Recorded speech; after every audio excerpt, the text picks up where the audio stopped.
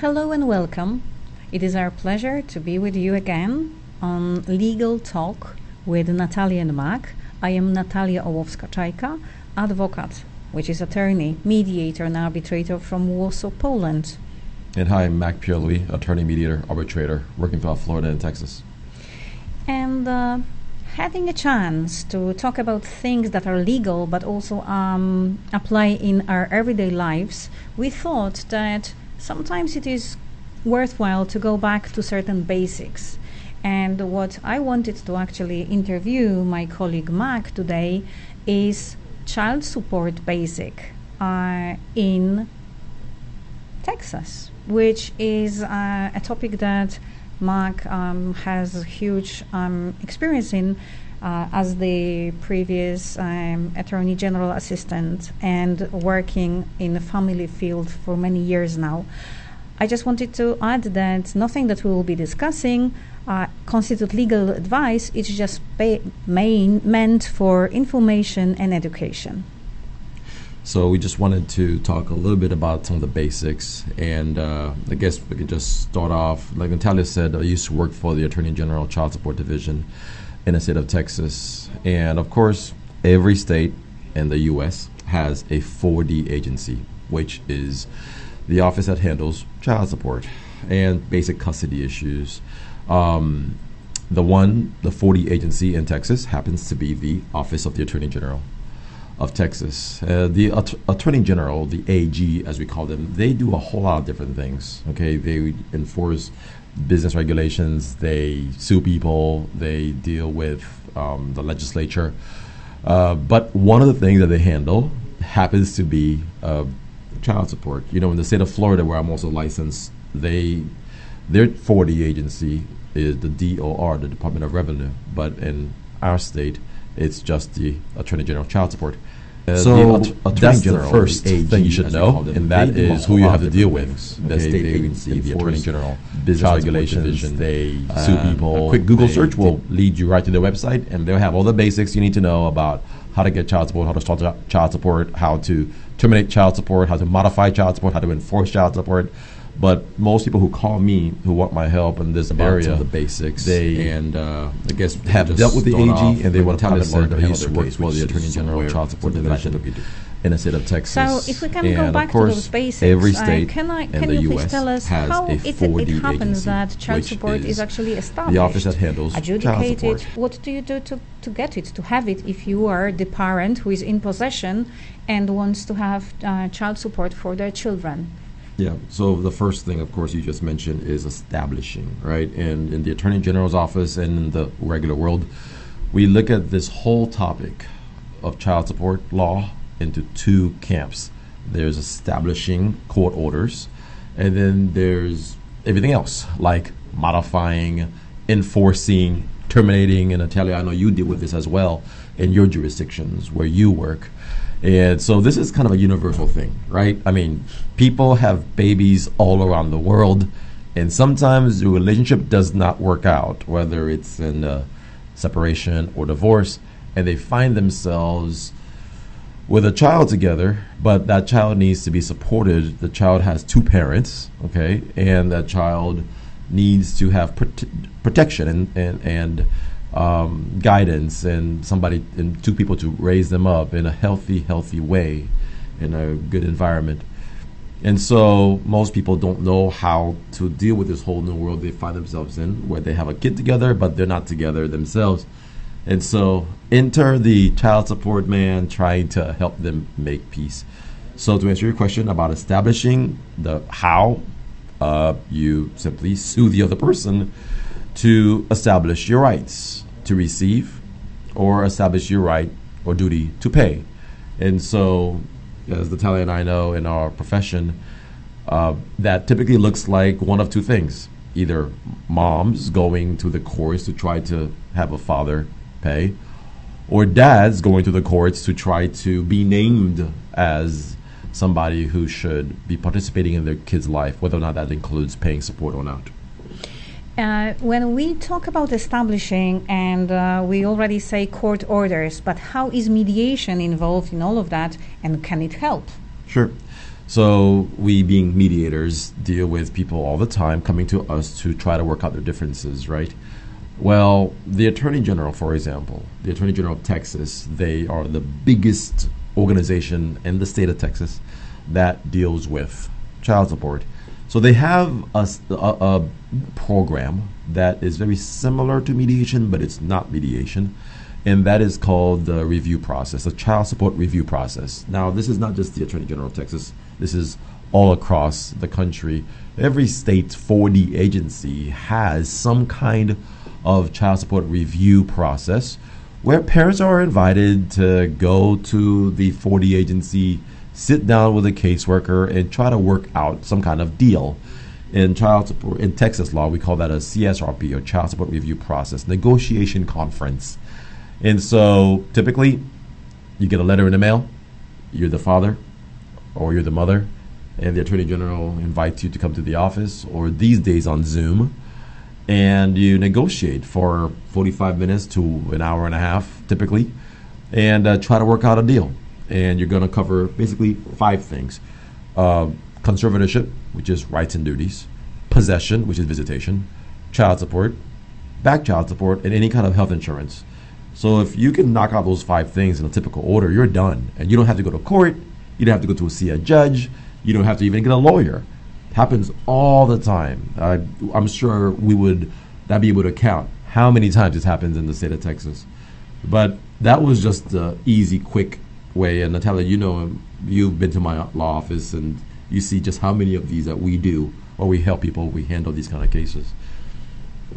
And this is actually very interesting for me, because I think that when child support starts really hurting is when people start falling behind. Yes. The child support. And then I hear a lot in your practice, back child support. I think that this is something that can be a problem for many people, including businessmen. So I think this is worthwhile talking how it is, because when I think to myself that you can be an entrepreneur or a regular person having arrears in child support, and that can be something that will be tracing you for years, decades, and that can be really depressing. That can affect your entire productivity, your entire mood, your entire life. So what are the ways to move on and just be done with it? Yes. So one of the number one calls I get, well, first let me back off.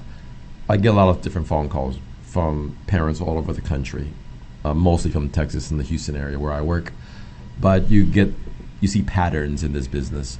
You get the typical call from a young person who just had their first baby and they're wanting rights to be established, a new parent.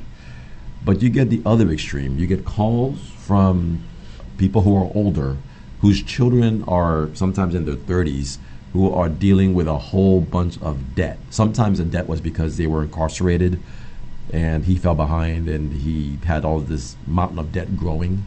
Or sometimes he lost a job and the debt has just kept on accumulating. So this whole issue of child support debt is a big deal. It's been stated that the worst kind of debt in the world is child support debt, because most other debt you can file for bankruptcy, you can get rid of it. Not child support debt. It's going to stay on you until it's paid or forgiven.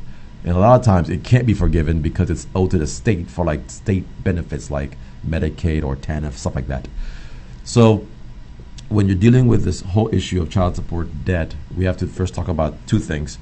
Is it retroactive child support or is it child support arrears? There's a difference. Retroactive child support is where you owe child support in the past that you should have been paying but you never were. Or child support arrears, where you have a court order to be paying and you haven't been paying and you've fallen behind. And so either one is the same problem. You owe a debt, it needs to be paid. But either one can be addressed either by confirming a judgment against yourself and making a plan to pay it back, or making a deal with the other parent. Hey, if I pay this, will you take less? Or negotiating some kind of judgment where you pay out a certain sum. But any debt can be negotiated. You just have to get a lawyer to kind of help you address it Certainly don't deal just with the Attorney General directly because they want to collect every dime, but most parents can make a deal.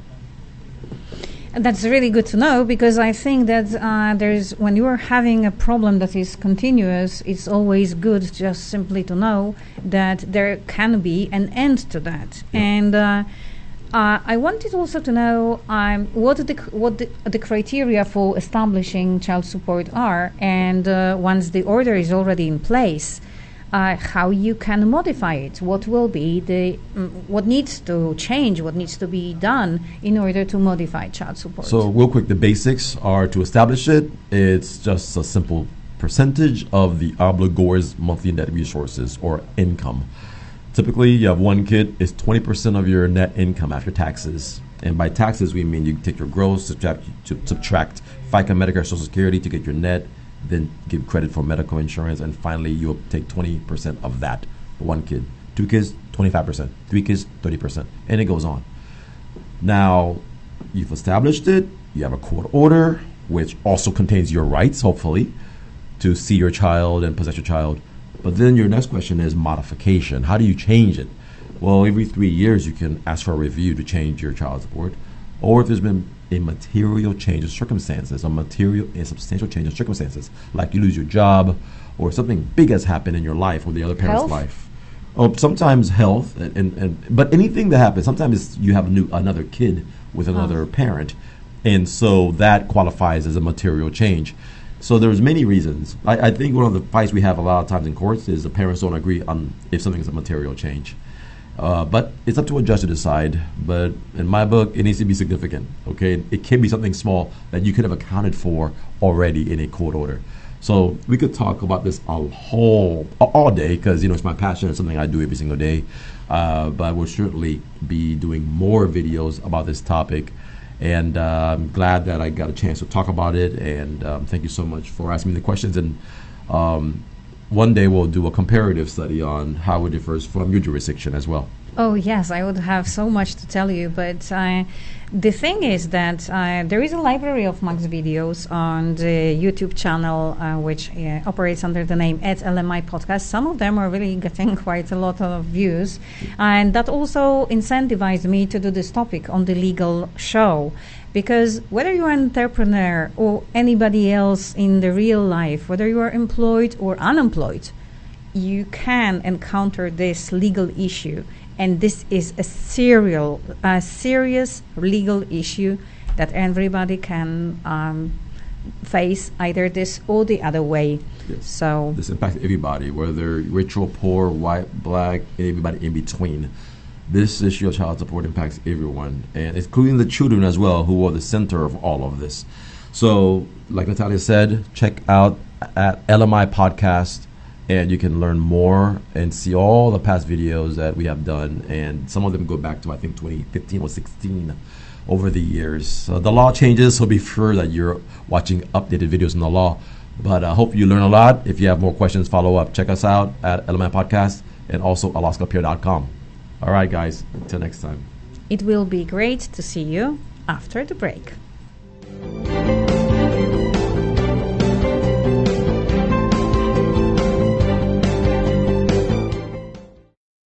Hey, Lily says AT&T is giving everyone their best deals. Minus the air quotes. Best deals. No need to wink. Others say they give everyone a deal, but not everyone gets the best deal. Told you, the best deals are for everyone here, with a choice of plans. You were right. Is she always right? Always. At AT&T, we give everyone our best deals on every smartphone. Are you ready to talk about all things real estate? Hi, I'm Michelle Briggs, the host of Your Person Real Estate. Join me every Thursday at 5 p.m. and discover everything you should know about the real estate world.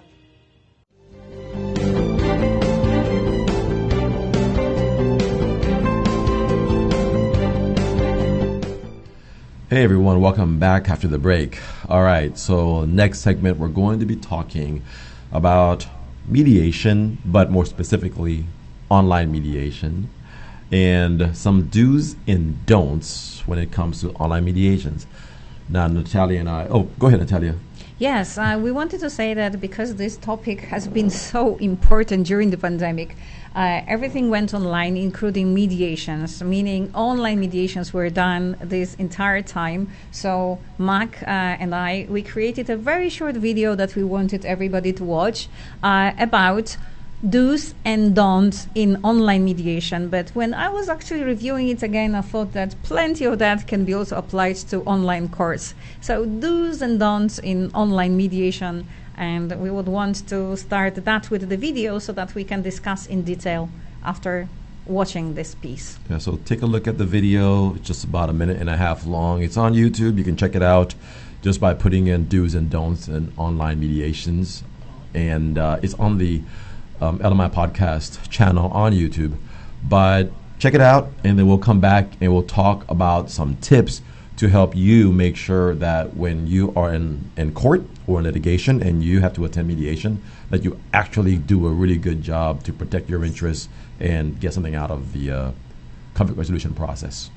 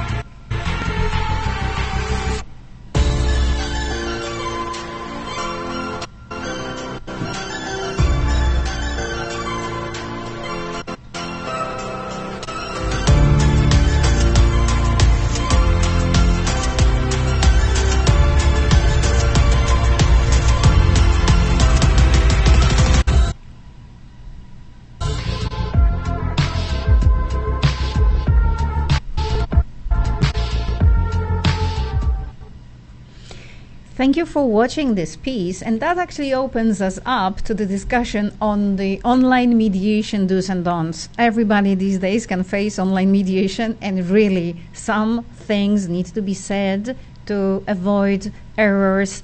And there are really numerous anecdotes we can say what we saw in the online mediation process, which probably I would want to start with. We have seen people not really knowing how to use technology and allowing certain things to happen that were, for example, during an online process, there is someone entering the door, coming, let us say, not necessarily completely dressed, and the person who is affected on the screen by that, instead of simply just turning off the video, so just turning off the camera, does something like which actually allows everybody to see even closer the disaster that is happening behind. So keep in mind, a lot of this people are doing, or mistakes that were happening during the Zoom boom. And we know what that means. During the pandemic, we were all locked up, and all of a sudden, everything had to go online. And whether you were using Microsoft Teams or Zoom, you might have found yourself trying to figure out how to use these tools as quickly as possible in order to get work done. And the work involved courts and conflict resolution as well. And so here we have all these situations, like Natalia just said. There were mistakes that were made. So when we decided to put this video together, we wanted to try to address all of the different problems we saw that kept happening routinely. And so that first one you saw was the issue of driving while trying to mediate or do videos. This one is pretty dangerous. It has lots of legal consequences, especially if the mediator or the conflict resolution professional does not tell the person and warn the person, hey, listen, I'm not responsible for this, okay? If something goes wrong, you're the one who chose to drive. So that's the first tip, guys. If you're going to be trying to resolve your legal dispute, something that could basically cause you to become very erratic and hyper emotional, you might want to be at a desk sitting down calmly, not behind the wheel. I had one judge, Natalia, have a rule, and the rule was if a lawyer was going to be appearing in his court, they better not be sitting behind the wheel because they needed to have proper decorum, proper attire, and be sitting in a place that was professional, not be behind the wheel. So I can imagine that lawyer, if they were a mediator, would also extend that same kind of requirement to people who are behind a car. And another warning for that, driving is probably this is where people connect from their phones. And when you use Zoom on the phone, there is another danger because it does have a special feature. You can still listen and try to mute yourself and speak up on top, which is a perfect thing. But again, not for driving and not for when you actually don't know what is happening. And another fantastic anecdote is when there was a mediation and someone bumped into the meeting, admitted by the mediator. They were driving, or actually they were on the phone. They didn't know who else was in the room. And they started actually talking behind the back of the client who was present at this same meeting. So it actually felt awkward. And another part of this etiquette, don't be driving, don't be using your phone when you don't know who is also present in the meeting. So moving on to another tip, okay, as you saw in the video, that's dealing with public places. Last thing you need is to have eavesdroppers and people listening in to your conversation. A mediation experience is supposed to be confidential, okay, for a reason. You want to trust that whatever you say at mediation stays at mediation, and it's not going to be used against you in court later on. Okay, so you want to make sure that the only people who are participating in this meeting are you, the mediator, and the attorney. So if you're having a discussion in a public place, there's some precautions you need to take, such as putting on headphones so that nobody can hear what is being said by the other participants on a Zoom screen, for example. So you just want to make sure that you get somewhere private where people are not listening in. They'll be having your mediation in the food court, if all possible. Now, I will be honest, I have had a mediation at Starbucks, and that was only because I had to be on the road right in the middle of the meeting. But I did it in such a way where I had my headphones on. Nobody could hear anything that was being discussed. It was completely private. And but I was not the mediator. I was actually one of the parties in the meeting. So that was something that was okay. So if you're going to do it, just make sure you do it carefully, because the conveniences that we love about Zoom mediations does have its drawbacks as well. And this feature about not really having people around, because in public places you have also people around, and they will be disturbing, they will be actually making your experience worse, and also disturbing other people. So no mediation in public places, no third parties, and no working. And above all, no kids, as in mediation, there are sometimes the very matter of mediation, especially in the family law cases. So that would be awkward to allow children to participate in the discussion that pertains to their issues that are to be resolved solely by the parents. Yeah, if children are going to be at the mediation, they better be really, really young, that they would never understand what's being said anyway. So if a 1-year-old or 2-year-old is at a mediation, I personally don't have that much of a problem with it. But when you start having a 8-year-old or a teenager listening in on a conversation between adults, that creates a problem. So no kids at mediation, okay? Unless, of course, the parties choose to involve them in some way. But follow the mediator's guidance on that one. And please remember, there are really some places where you are being online, you think that you turned off the camera, and sometimes you didn't, and everybody knows that you are, for example, in the toilet. Unfortunately, it happens many times. I just to tell you, there is a certain echo that follows this sort of a place when you are there, and there is also the sound of water running sometimes. So it's easy to really establish where you are, and it's very inconvenient for not just yourself but also other people. It's not about how it looks, it's also about how it sounds, and that also goes to be staying in bed. Maybe it doesn't make really noises, but it's disrespectful towards everybody else. So the thing about the toilets is that, look, nature seems to call right when you have to go to a Zoom meeting. We all have had that experience. But the truth of the matter is, try to plan ahead if all possible. If you absolutely cannot, it's very easy to just tell somebody that you have to take a break. And same thing, yes, about the bed.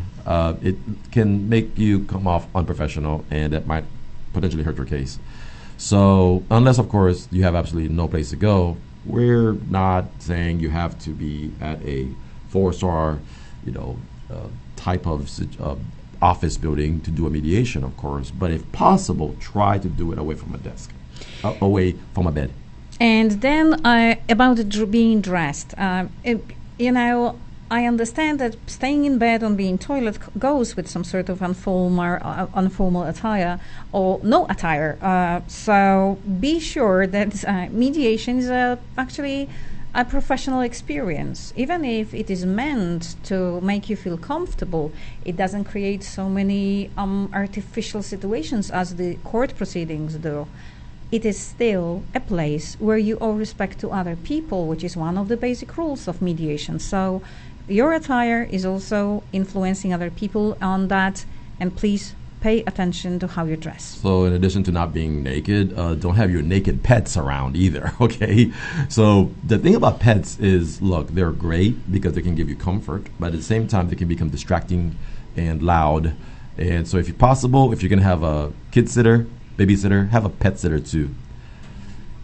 And then finally... Yes, and this is also what we wanted to say. There are a lot of don'ts, but finally there are some do's, which we want you to be aware of. And in the online world, of course, there are some basic and things that I think everybody have experienced and learned, but it's never enough to remind people of those basics. Yes, so make sure for those do's that you do have good battery on your devices if you're going to use a laptop or a phone, that you do have good internet so that you won't lose connection. Nothing is worse than the person starts buffering, you can't hear them, you can't see them. Sit by strong Wi-Fi if possible, that you do have power. Sometimes you can't help it, I get it, but make sure that you're going to have backup power if necessary. And finally, be on time. If your Zoom meeting starts at 12 p.m., please be available at 12 p.m. Certainly you should be logging in no later than 12:01. Okay, that's the one thing. People seem to, I don't know, Natalia, what's been your experience? Are people on time for Zoom meetings more than they are in-person meetings? My experience, surprisingly, with the courts was like that. That in Poland, at least, that the judges would be, okay, now we are terminating this hearing because there is another lined up for online, so we are doing that. So actually, at the very first time, it made everybody be far more accurate with time. Later on, it's just, we came back to some sort of a normal, people are late. Yeah. So just make sure, guys, that you're more punctual if possible. If you're going to be late, have the courtesy to inform the mediator ahead of time. So, all right, guys, that's basically it for now. We've gone through a bullet list of things you should do and things you should not do when appearing for online mediations. But most of these can also apply for in-person mediation as well, such as being on time. But there should be no excuse if you're going to be online since there's no traffic. And as you know, we presented the video. We really encourage you to share it on social media. If you're a mediator or a lawyer, no problem, share the link with your parties. We actually did it to spread the knowledge about it. And I think that with those lovely pictures with the almost naked woman censored and the lovely little pet waving its tail, I think we are doing spreading the knowledge on what to do and what not to do to experience the best online mediation. All right, guys, so connect back, follow us, and you can check out instantmediations.com. That's referenced in the video. So, alaskapeer.com and all of my podcasts. All right, until next time, take care.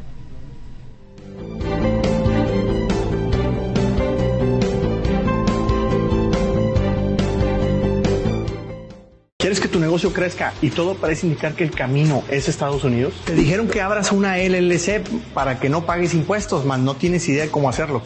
Soy Edmundo Treviño y quiero compartir contigo más de 20 años como empresario en Estados Unidos para que tú no te equivoques en los mismos errores que yo ya realicé. Sígueme en todas las redes sociales para que juntos conquistemos el mercado americano. Hey, Lily says AT&T is giving everyone their best deals. Minus the air quotes. Best deals.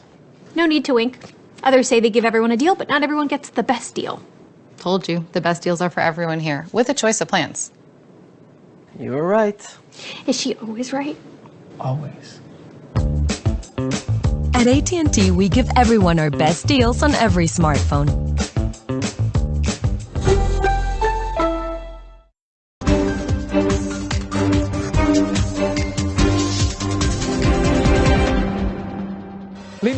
Le invita a su servidor Javier Solórzano a que todas las noches en Heraldo Televisión esté con nosotros entre las 21 horas y las 22 horas del centro en Referente. Estamos informando, tratando de que usted tenga todas las piezas de este rompecabezas informativo cotidiano a través de Referente. Lo esperamos, Heraldo Televisión, Referente, 21 a 22 horas, Javier Solórzano.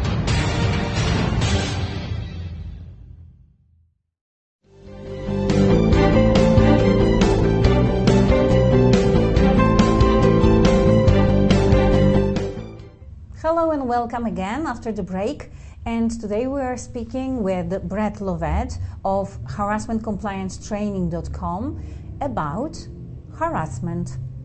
But I wanted to first thank Brett for being with us and wanting to share his knowledge, because I think that it is never enough stressing how important this topic is on three fields: prevention, but then what consequences it can bring on an individual, and on the business that is actually employing someone who is doing those acts that can be qualified as harassment. Brett, are you with us?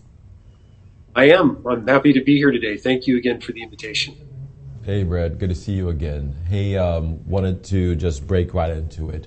So what is the difference between harassment and sexual harassment? And then that's the first part, and you will give you the floor to define them. But then we wanted to bridge over to the legal consequences to employers, because this is a big deal. And this is Legal Talk, so this is where we dive into the legal consequences for potential business people. But start off with the definitions of harassment versus sexual harassment. Good question. Thank you for asking that. So harassment in general could be any conduct that makes another individual feel uncomfortable or that is unwelcome. Sexual harassment would be any conduct that makes an individual feel uncomfortable or that is unwelcome of a sexual nature. So that could be potentially touching somebody. It could be potentially looking at somebody up and down without even speaking to them. So it doesn't always have to be touch. It could be look. Those could be potential sexual harassment type behavior or conduct on our part. Whereas harassment in general can be same thing, excluding somebody, making somebody feel uncomfortable by the way that you engage with them or speak to them. So it doesn't have to be sexual in nature, but it can be making somebody else feel uncomfortable or conduct that is unwelcome, both verbally and or physically. So that's the difference between the two. They're essentially the same, but sexual conduct means the conduct or the verbiage is sexual in nature. What are the consequences? Wow, that's wide open. If a company employs somebody who is engaging in either harassment in general or sexual harassment, and they don't take the necessary steps to address those complaints, or to address the conduct or the behavior or the verbiage of the individual, then the company can open itself up to liable consequences. They could be lawsuits, They could be damages, monetary damages. And in my experience, I have seen some companies that have even had to close their doors because of a sexual harassment or harassment lawsuit that they were not able to recover from. And when we already know the difference, you have been working both as a trainer, but you are also a mediator yourself. Can you tell us what practical examples have you seen that were qualified as harassment, that people underestimate, that people did not take seriously enough, and where these measures against this harassment should have been taken and were not? Good question. So in my experience, I'm talking about from what I've seen or from what I've been involved in, I have seen occasionally circumstances where people let their personal beliefs influence their decision making. So you can be a human resources manager or director, but if you're thinking too much from a personal point of view, maybe somebody makes a complaint, right? Or files a complaint and says, I feel like so-and-so who I work with is intimidating and tries to intimidate me on purpose. And then you say the verbiage that, maybe you indicate the verbiage that's being used. Well, as an HR manager or director, if you don't think that it meets the threshold of harassment, maybe you think the person is being overly sensitive. I occasionally come across individuals, even within human resources and even within companies, who kind of take a personal view of whether they think a complaint is legitimate or not. And that is where some stumble and end up in more trouble than they should be, because really every complaint, no matter how frivolous we may think it is, and it may even in fact be frivolous, but that should be sussed out through an investigation, not just presumed or assumed on the part of the one who's accepting or receiving the complaint. Does that answer the question? It does. So, Brett, you said that it shouldn't be based simply on the first judgment call of the individual to take it seriously or not, right? What about, we've talked about ombuds before in a workplace setting. Does a workplace that has ombudsman or ombudsperson, if a workplace has that kind of individual, can they help prevent sexual harassment, or is that something that is almost like borderline criminal because it's such a serious topic? What do you say about that? Because I've always wondered whether or not an ombuds at a workplace can help deter or help avoid sexual harassment in the workplace. What are your thoughts? Personally, I've been an advocate of ombuds for years, going back to my initial training in mediation, dispute resolution, conflict management. I have 1 or 2 years experience of ombuds in the hospitality industry personally. And I can tell you from personal experience, having a qualified ombuds person able to handle in a neutral manner complaints against a company or an employer or even a vendor, even an outside vendor would qualify. Having an ombuds is such a safety net. It really is a backstop to just falling into the trap of immediate legal escalation. So if any companies or organizations are listening to this, if they don't have an ombuds already, I would strongly encourage them to look down that avenue as an additional layer and source for being able to alleviate potential legal disputes before they have a chance to take shape. Because once you're down that road, it's very difficult to recover no matter what side you're on. For those who might not be entirely familiar what an ombudsperson might be, because that might differ as a concept, this is a person who can be inside the organization or employed individually, and that serves as a quasi-mediator, but also as an information officer who confidentially can receive any claim from the employer, from the employee. And it's the role of an ombud is not to go and tell about this claim to the employer. It's about facilitating it first with the employee, making him feel that this question is addressed, and only then agreeing on taking particular measures to address this thing with the employer or with the other employee that is causing this entire situation. Yes, the natural question then comes whether that should be a person from HR or not, and probably the answer to that is no, because an HR person is a subordinate of the employer. But following on the harassment issues, once again, I wanted to ask you, Brett, you have seen it so much, and you have also trained so many people, you have seen different reactions. Tell us what happens to an individual if the harassment issue is not addressed.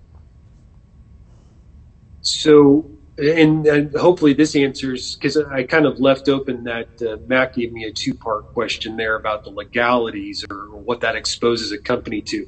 So I'll kind of tie that in with this answer.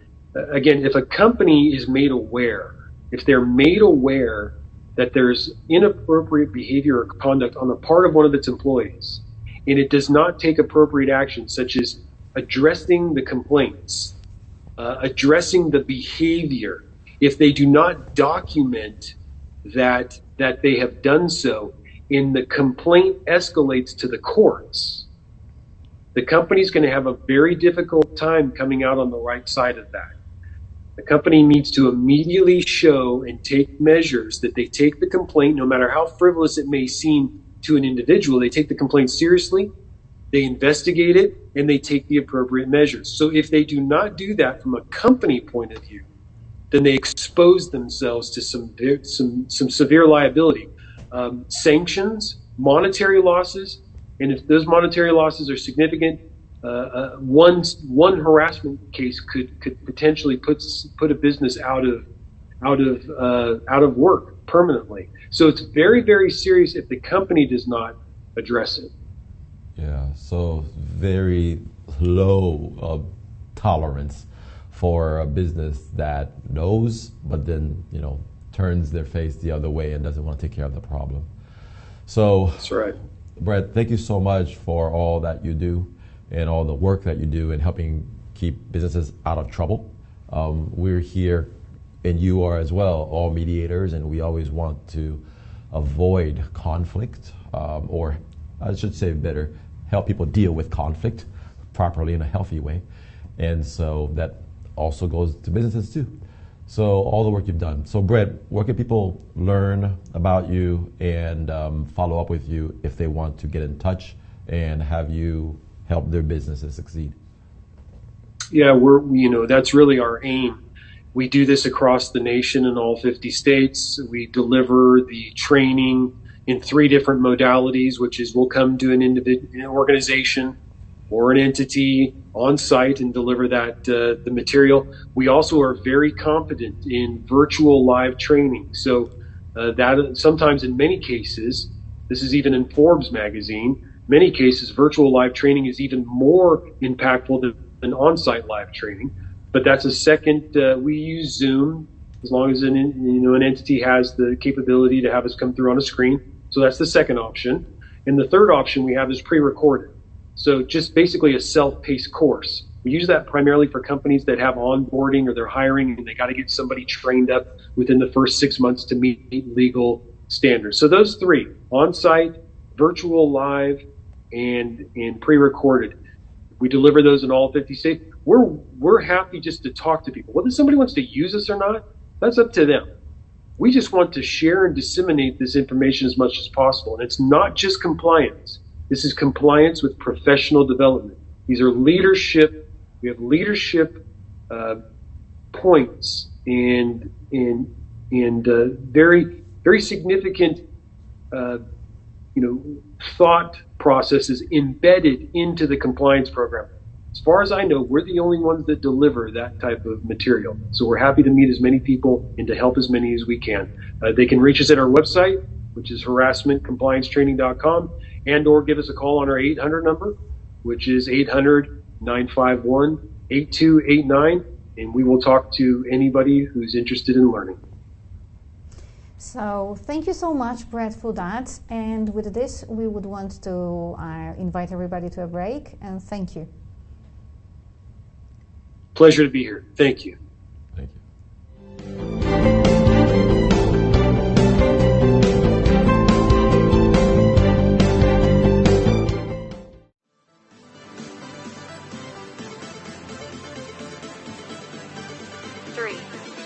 Bienvenidos a Interior Bar Houston, el bar más vibrante de Downtown en la ciudad de Houston. En Interior, la fiesta nunca para. Nuestro DJ de clase mundial te mantendrá bailando toda la noche con la mejor música de hoy y de siempre. Además, aquí encontrarás las mejores bebidas y cócteles. En Interior, nuestro ambiente electrizante y nuestro equipo amigable te asegurarán una noche que nunca olvidarás. Te esperamos de 9:30 a 2 de la mañana. Interior, donde la diversión nunca se detiene.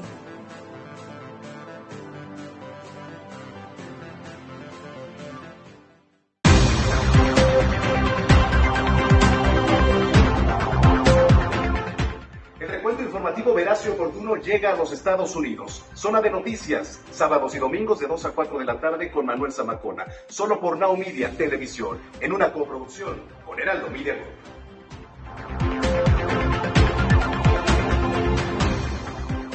¿Sueñas con vender tus productos o servicios en Estados Unidos? Pareciera muy difícil, mas no es imposible. Soy Edmundo Treviño y quiero compartir contigo más de 20 años de experiencia promoviendo productos latinoamericanos en el principal mercado del mundo. Si quieres aprender más, sígueme en todas mis redes sociales. Hey, Lily says AT&T's giving everyone their best deals. Minus the air quotes. Best deals. No need to wink. Others say they give everyone a deal, but not everyone gets the best deal. Told you, the best deals are for everyone here, with a choice of plans. You were right. Is she always right?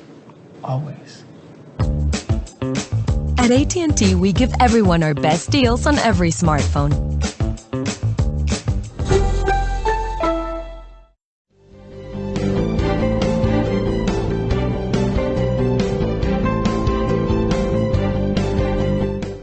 Back everyone to the next segment. So now we're moving on to an issue that impacts lots of people around the country, around the world really, and that is the issue of custody, child custody, where parents are at odds over how they're going to raise their child together, especially when they are divorced or separated.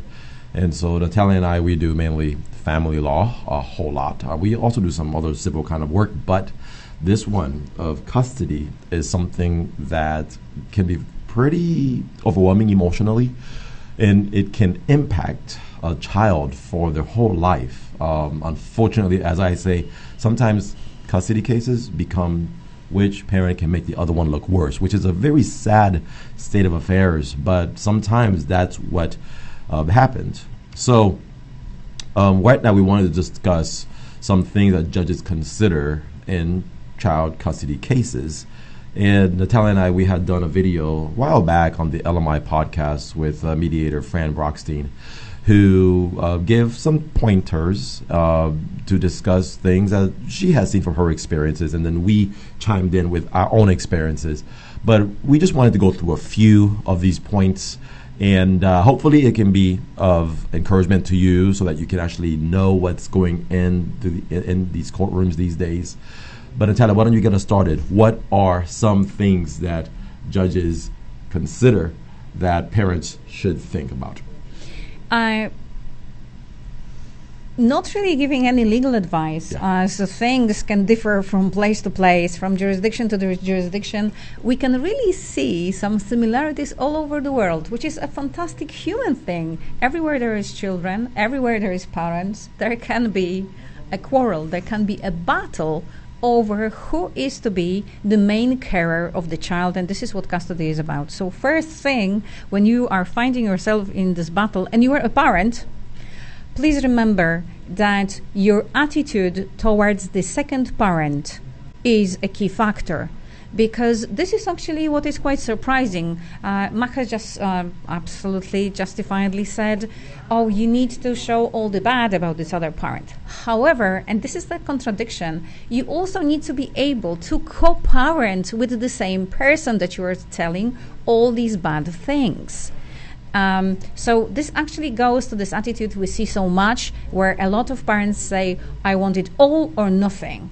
And this is not what the courts and the judges are looking for. They're looking for the child to have both parents in a safe environment. So you are more likely to be the main carer if you guarantee that you are going to ensure that because of you being the main carer, the child will remain in contact with this other parent. Yeah, so it's not just the question of which parent is making the day-to-day decisions of the child for the child's life, or which parent is picking the doctor and picking the schools. That's not necessarily just what the courts would look at. The courts would also look at the fact that one parent might just be really difficult to work with because they are belligerent, they're ugly, they're nasty. Should that parent be awarded primary conservatorship or primary custody over a child? Should that parent who makes the other parent's life miserable, should that parent be the one awarded with the with the right to raise that child primarily as a primary parent? And so that's something that you have to consider, that judges will consider, and that is that the judge is a human being, and a judge is going to look very closely at which parent is the one willing to work with the other parent. Keep that in mind. Number two, judges are going to consider whether or not one parent has a pattern of repeated bad behavior. And so this might take many forms. It might be drug abuse. It might be alcohol abuse. It might be some kind of, let's just say, inappropriate liaisons you might be having, around a child. It might take the form of violence, which is always the biggest thing, okay? Because we don't need violence around children. We don't want to bring children in that environment or train children that violence is okay as a proper means to resolve their disputes or resolve their problems. And so if a parent has the repeated patterns of bad behavior, certainly that is a big deal that a judge is going to consider. They're going to look at that as a reason why that parent should be denied primary custody when that fight happens. However, when this fight happens, picking up on what you just said, you are already in this court and you think to yourself, okay, this is a legal battle. What do I do? What do I need to do? Of course, if you have an attorney, they will give you a complete legal advice. But if you think ahead, think about what you are going to need to show, this will be the objective evidence. And in here, there comes a very interesting thing that just practice shows that there are particular categories of witnesses, for example, that are being considered witnesses that are more trustworthy. These will be mainly all those that are not a part of the battle. So they are not fighting for you or for themselves. So that might be, for example, a school teacher, a policeman. There might be someone who actually accidentally happened to see your entire thing, and not someone who is really interested in having this custody won for you and with you. Certainly, I always tell clients, if you bring your relative to court to talk about you as a good parent, chances are, since they're your relative, they're going to say good things about you. And so it's not likely that a court is going to put that much stock into it. However, if you're bringing into court people who work with children and people who actually are neutral, who are not in your family, like Natalia just said, teachers, daycare representatives, police officers, anybody like CPS caseworkers who deal with child protection, these people who are in their day-to-day jobs trained to protect children's best interests anyway, these people will make incredibly powerful witnesses because judges will tend to trust them. They have nothing to gain. I also like to promote grandparents as great witnesses Sometimes. Sometimes grandparents can be very helpful, and sometimes grandparents may not add much.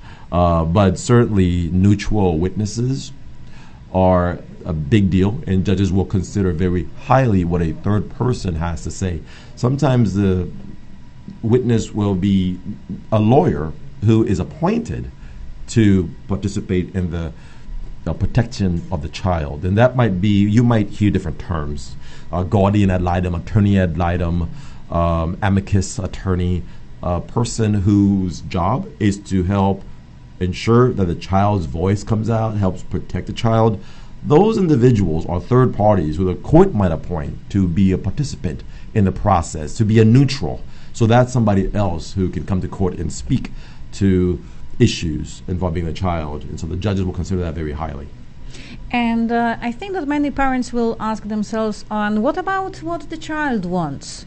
And this is a question of the age of the child and the ability of the child to really understand the situation they're in. Sometimes the court will use people like amicus to really represent the child, so it is not a necessity that in every custody battle the child appears in the court in person.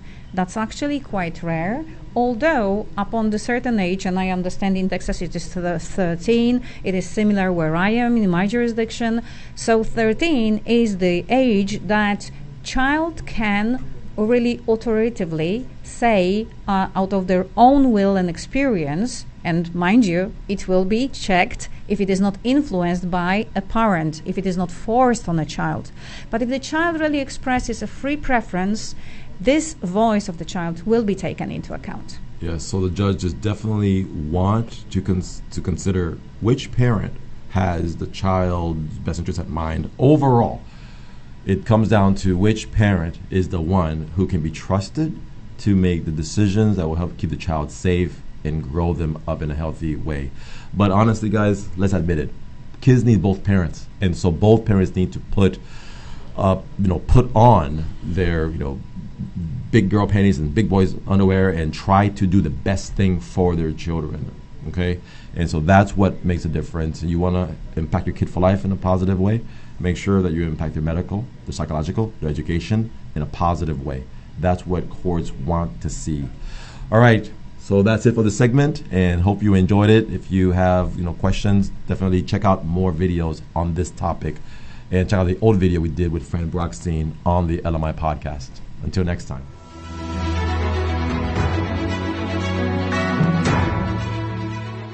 This has been a Now Media television feature presentation. All rights reserved.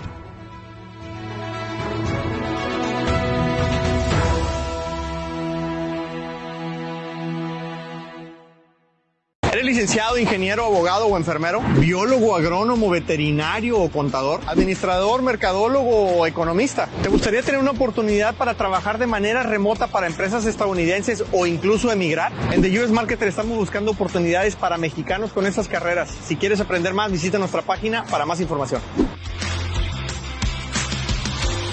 En esta era digital, las tarjetas de presentación de negocio son cosa del pasado. De hecho, la mayoría de las personas que las reciben las pierden en cuestión de minutos. La videotarjeta de negocios de Now Media es un video de su negocio especialmente creado por nuestros expertos con toda su información de contacto, los productos y servicios de su negocio, y puede ser enviado de manera rápida utilizando su teléfono móvil. Cientos de negocios ya están viendo la diferencia. Llámenos hoy al 832-384-9588.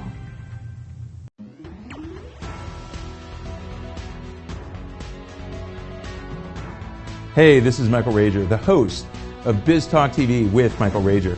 Make sure you join us every day, 5 p.m. Central Time on all Now Media channels and social media platforms.